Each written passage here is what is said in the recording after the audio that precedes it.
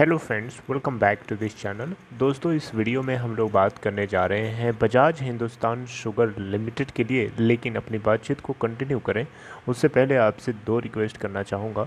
पहले रिक्वेस्ट कि अगर आप डीमेट अकाउंट या ट्रेडिंग अकाउंट ओपन कराना चाहते हैं तो डिस्क्रिप्शन बॉक्स में एक लिंक आपके लिए दिया गया है।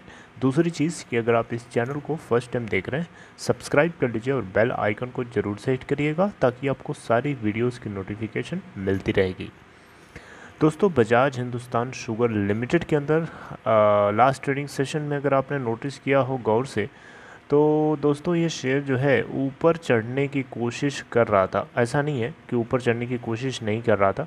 19.85 का अपर प्राइस बैंड कल के दिन का लगा था, लेकिन ये कोशिश कर रहा था। लेकिन मार्केट का ओवरऑल सेंटिमेंट नेगेटिव था और इस बीच में ऑपरेटर्स बहुत बढ़िया गेम प्ले करना जानते हैं।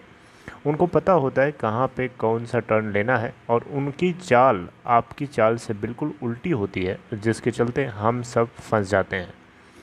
दोस्तों, बजाज हिंदुस्तान शुगर लिमिटेड के अंदर कल के दिन अगर आपने नोटिस किया हो तो 3.43% की गिरावट के साथ बंद हुआ था। उसके बावजूद भी 90,53,388 शेयर्स ट्रेड किए गए, जहां 89.97% की डिलीवरी एनएससी के प्लेटफॉर्म पे और बीएसई पे 15,07,008 शेयर्स ट्रेड हुए, जहां पे 100% की डिलीवरी दिखाई जा रही है मनी कंट्रोल पे।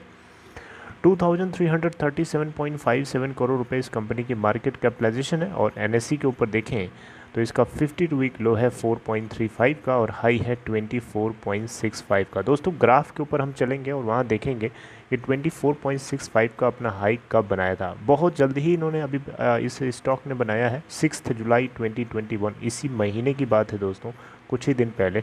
लगातार इसके अंदर हमें अपर सर्किट लगा हुआ दिखाई दे रहा था। आप देख सकते हैं ये 3 महीने का चार्ट है, जिसमें इसका 6.6 का लो है 26 मई का और उसके बाद से शेयर जो है लगातार ऊपर भाग रहा था। लेकिन उसके बाद यहाँ से बिकवाली शुरू होती है और ये एक बेयरिश पैटर्न हमें देखने को मिल रहा है।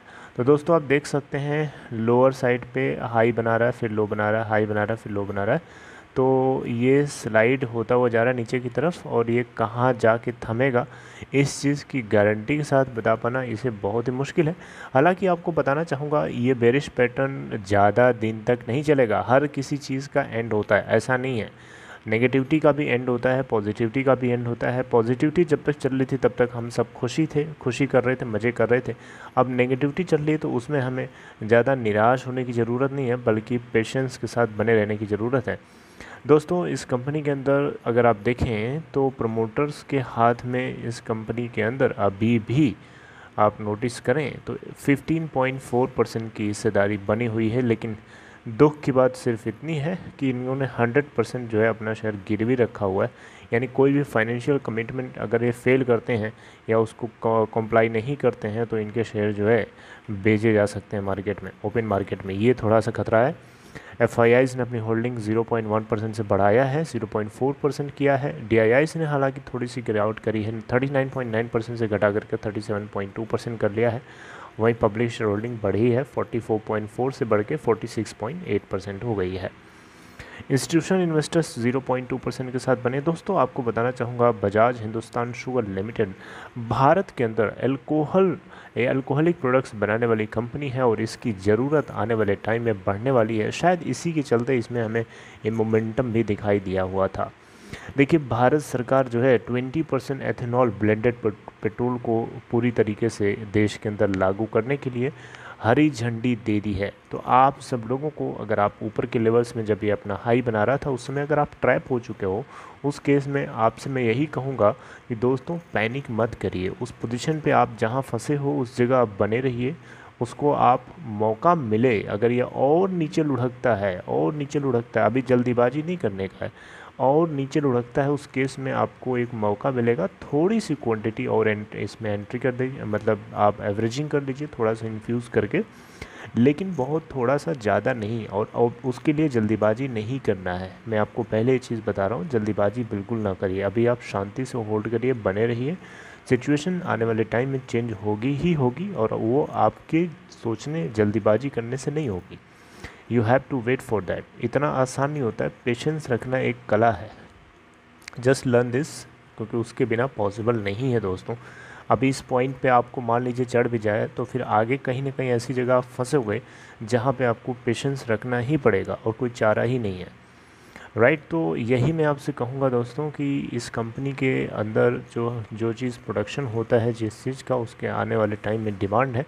और ये ऑपरेटर्स की एक तरीके की गेम है। ऑपरेटर्स बहुत बढ़िया इस कंपनी के अंदर प्ले कर रहे हैं, ये बात आपको पता होगी अगर आप इसको ट्रैक कर रहे होंगे कई दिनों से, राइट। तो इसीलिए मैं कहूँगा कि आप इसको लेकर के चिंता ना करिए, राइट।